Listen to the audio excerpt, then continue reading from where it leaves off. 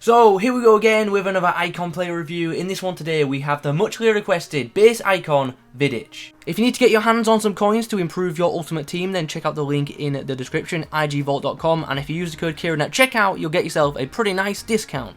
Now obviously in Ultimate Team this item is pretty popular right now because it is one of the rewards for the first season of Icon Swaps, and he's also the cheapest player you can get from that promo as well. So a lot of people are seriously considering getting this card, so hopefully this video can help you guys out in deciding whether it's worth going for or not. So let's have a look at the item. Stands at 6'3", pretty good height, medium high work rates, also a positive on a defender. 2-star, not ideal, but to be honest that's standard for some centre-backs, to be honest. Quite a lot do have 3, but yeah, hopefully won't make too much of a difference, but we'll find out in the games, I guess. In terms of traits, we do have the power header one, and in terms of in-game stats, there is plenty to discuss. That physical column looks awesome. Really high strength of 85, very high aggression of 90, so hopefully he's going to be very strong in the tackle. Also, 91 jumping combined with the fact he's 6'3". I won't lie, I'm expecting him to be an absolute beast aerially, not just when attacking the ball, but when defending as well.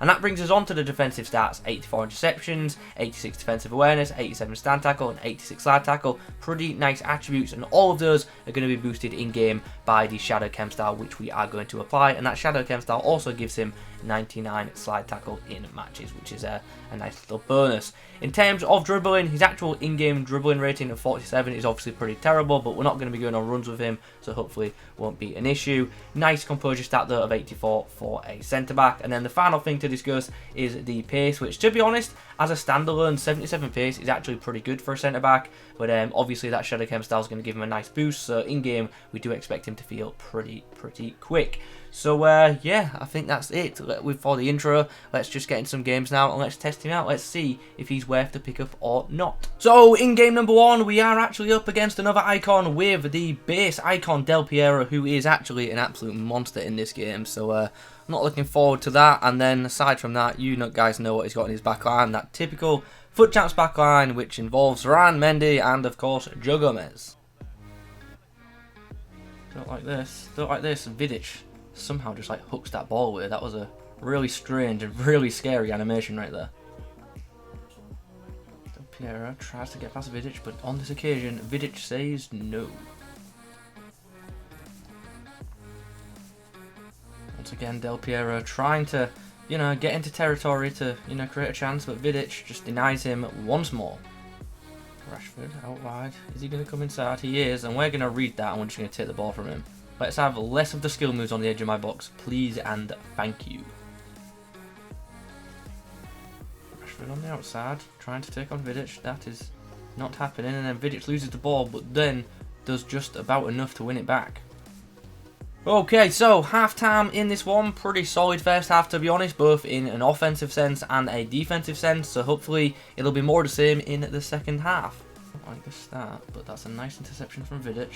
Winning us the ball with his weaker left foot. Now maybe Pepe can break. He's up against Mendy, so probably not. Oh, he's going to try and go out wide. But Vidic will manage that one. Nice, Vidic. Oof, that was an interesting clearance, but eventually we get the ball away, and there is a lot of space now because he's committed a lot to the attack. Uh-oh.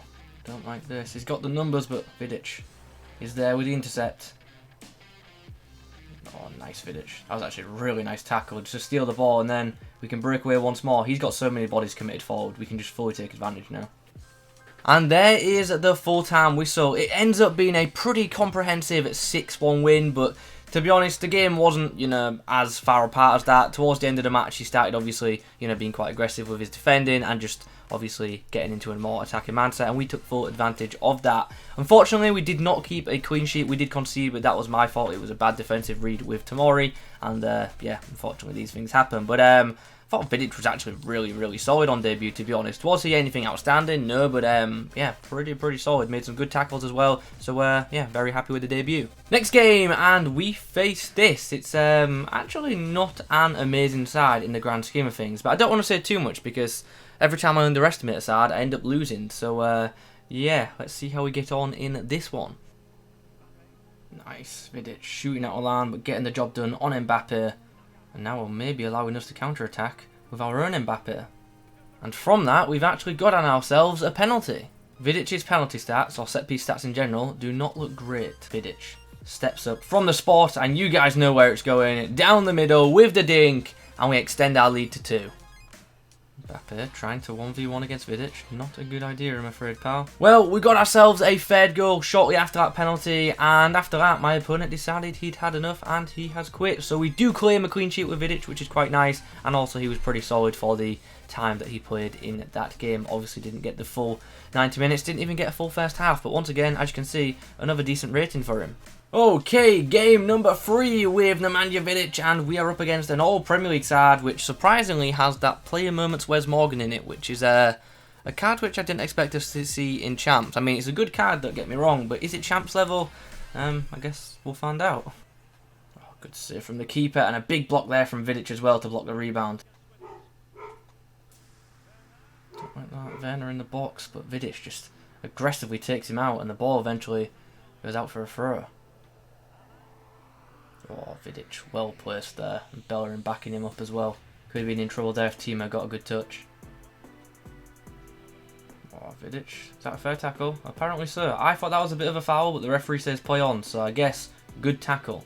Okay, so we're 2-0 up at the break. We got a second goal just before half-time on the counter. As you can see, overall been a pretty even game. My opponent's one of them players who likes to pass the ball around the box a lot to look for that killer pass. But so far, we have denied him that opportunity. Hopefully, we can do that more in the second half. Although, now that I've said it, I'm probably going to concede. So, yeah, hopefully we don't. Hopefully, we can keep a clean sheet. But as I said, now I've said it, I'm not as confident. Well, after we got a quick-fire goal after half-time, it looks like my opponent's decided just to put the controller down, which is a bit toxic, but it is what it is. So I guess I'll just stop recording this game here because there's no point in, you know, keeping scoring. It's just, yeah, pointless waste of both people's time. So technically this does class as a clean sheet for Vidic. And there we go, the referee blows for full time, the game is done, Mbappe's got the match ball, and Vidic has got himself a clean sheet. So yeah, another relatively solid outing for the Serbian. Okay, so now we've had a few outings with the 85 rated base icon Nemanja Vidic, it's time to review his performances and his card as a whole. And to be honest, really good card, very, very good centre-back item that will definitely do a job for you if you do indeed pick it up.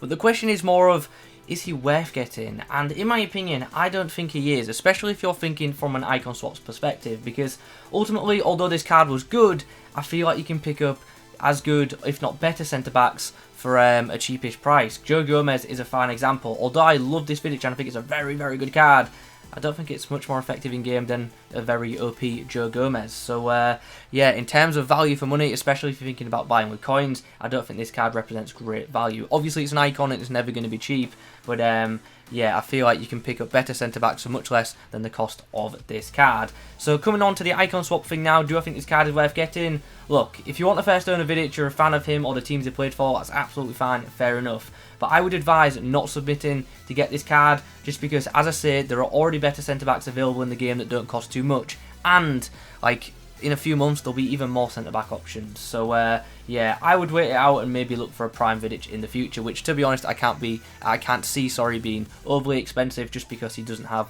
a ridiculously insane pace, and it's also not a massive upgrade on the previous Vidic items. It's a shame this card isn't much better in game because obviously Vidic is one of the best centre-backs the Premier League has ever seen, so it's a shame in game he doesn't really play like that, if that makes sense. But still a very solid card, and I'll tell you why right now. First of all, loved his positioning. He just sat back and defended for me. That was absolutely brilliant. Only ever shot out of line when I dragged him out, which is obviously something that I need to work on. But yeah, positioning naturally very, very good. And his tackling ability is also really solid. He's very strong in the tackle and very easily knocks people off the ball, which is fantastic. Very aggressive as well. Side tackling solid, stand tackling's great, and he makes plenty of intercepts too, which is very, very pleasing. Aerially also really solid as expected. Very tall, good jumping ability, and when defending, very, very good play to have in the box, especially from corners. So more positives for this card. To be honest, the only negative I found with this item was his distribution is not as good as other centre-back options. He's not one of them players who you're going to be playing good over-the-top through balls out the back with, and yeah, that's pretty much the most negative thing I can say about him, because other than that, it's just a very, very solid item. Is it like a top-level centre-back? No, but it's a very, very good one, and if you pick it up, as I say, it will do a job for you, but ultimately, I don't think it's worth the pickup either from off the market or from swaps, because as I said, there are just so many better centre-backs available already, because this game is broken and there are so many OP players. There's a reason Joe Gomez and Varane are in pretty much every team, and they're both of them are pretty cheap right now, and they're both just outstanding. So yeah, as much as I like this Vidic, I can't advise you guys to pick it up unless, as I say, you really want a first owner Vidic in your club. So guys, those are my thoughts on the 85 rated base icon Nemanja Vidic. Hope you enjoyed the video. If you have, drop a like rating on it. In the comments below, let me know your thoughts on the item. Also, let me know what you're planning to do from this season of icon swaps. Are you going to go for packs? Is there a player you've got an eye on? Let me know. Thanks for watching, and as always, I'll catch you in the next one.